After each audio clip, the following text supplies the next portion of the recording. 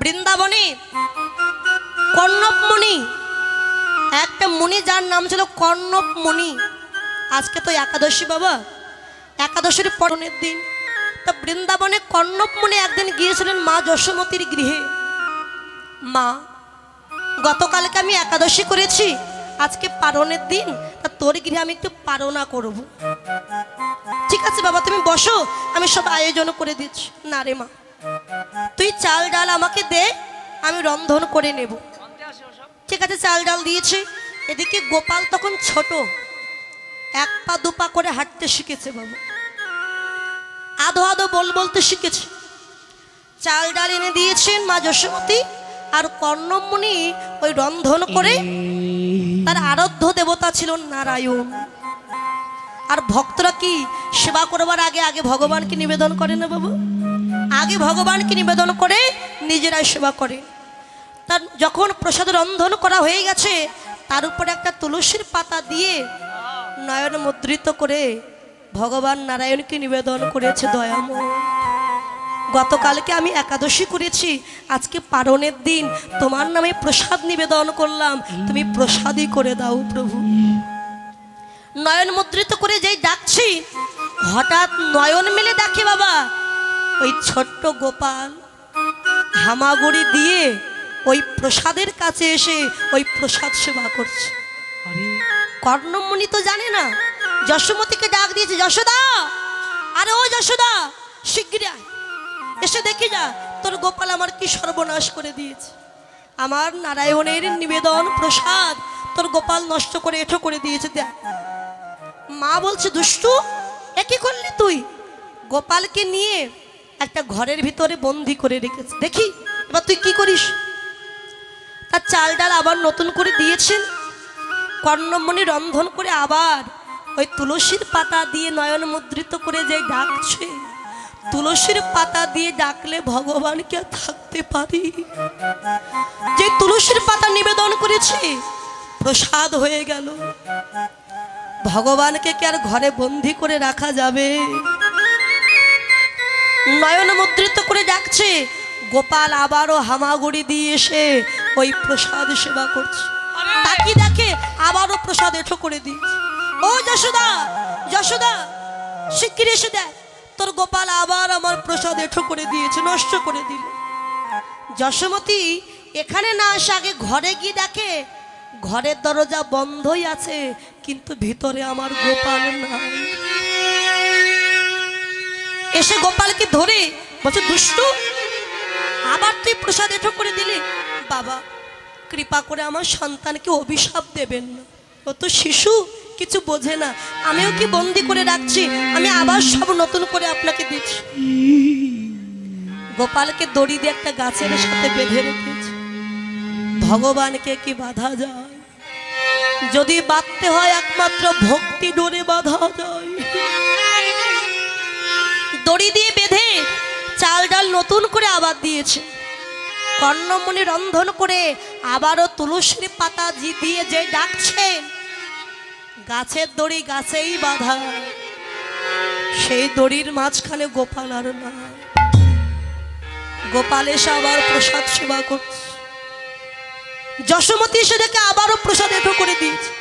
গোপালকে ধরে রাগে যেই না মারতে যাবে, কর্ণব মুনি চিন্তা করলেন, একবার নয়, দুইবার নয়, তিনবার আমি যতবার আমার নারায়ণকে ডাকছি, ততবার কেন এই গোপাল আসে? দেখি তো এই গোপালকে। নয়ন মুদ্রিত করে কর্ণব মুনি দেখতে পেলে বৈকুণ্ঠের আসনটা খালি পড়ে আছে, আর বৈকুণ্ঠের নারায়ণ আজকে গোপাল রূপে লীলা করছে যশোমতীর গৃহে।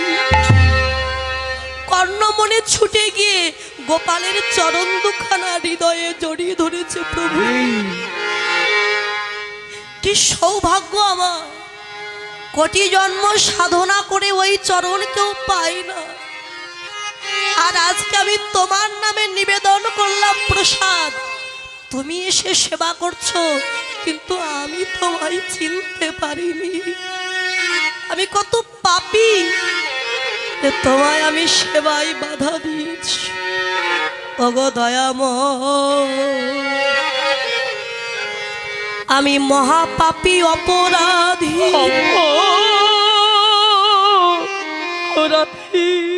তাই যেদিন আমার প্রাণ পাখি উড়ে যাবে, ওই ভব নদীর পারে গিয়ে যেদিন আমি দাঁড়াইব,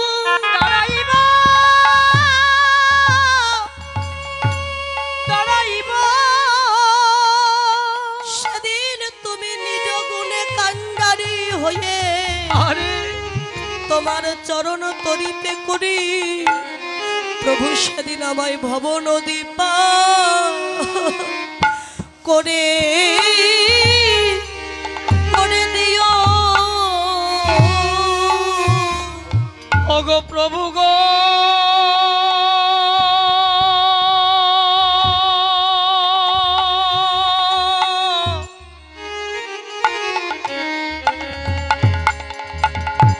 সেদিন আমায় ভব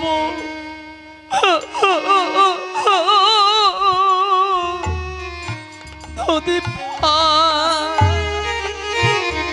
করে দিও। ভব নদী পারি করে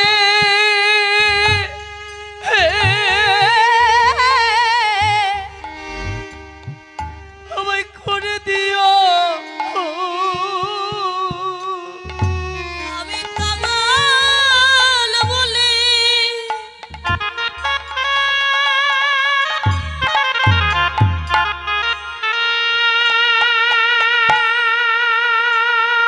কাঙাল বলে আমায় দিও না ফেলে।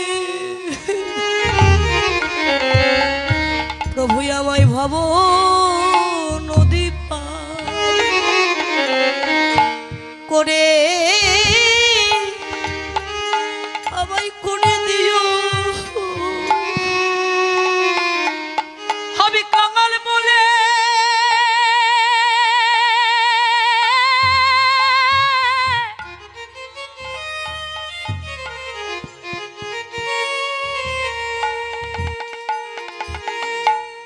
আমি কাঙাল বলে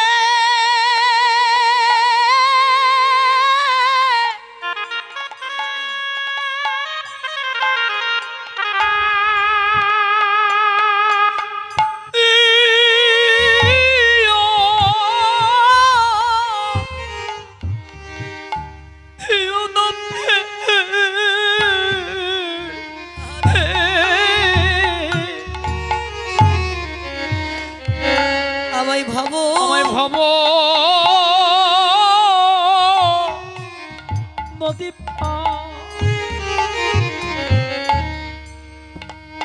সেদিন ভব নদী পারি করে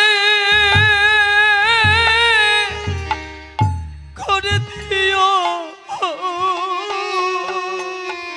আমি কত জনমে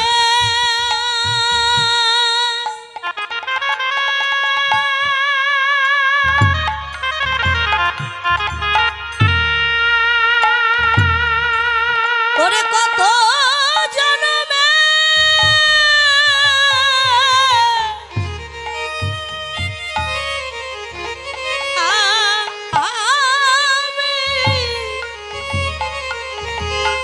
আমিও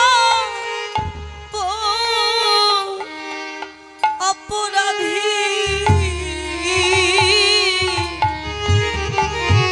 আমায় ভাব নদী পার ওরে ভব নদী পার আমায় করে দিও। আমি কত জনমে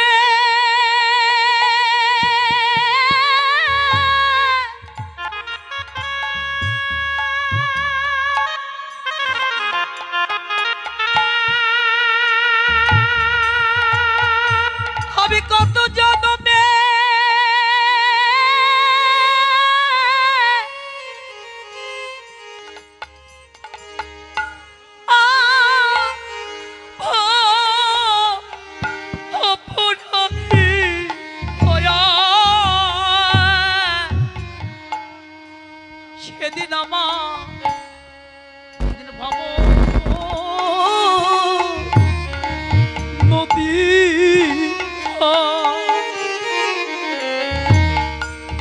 ভব নদী পার করে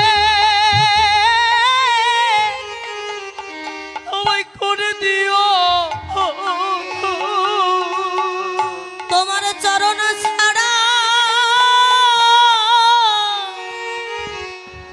আমায় করো না, তোমার চরণ ছাড়া আমায় করো না গো। শুধু এ জন্মে নয়, আরে প্রতি জন্মে জন্মে আমায় চরণ ছাড়া করো না গো। শুধু এ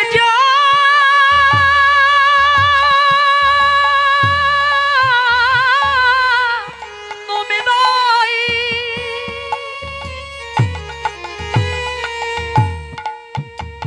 প্রতি জন্মে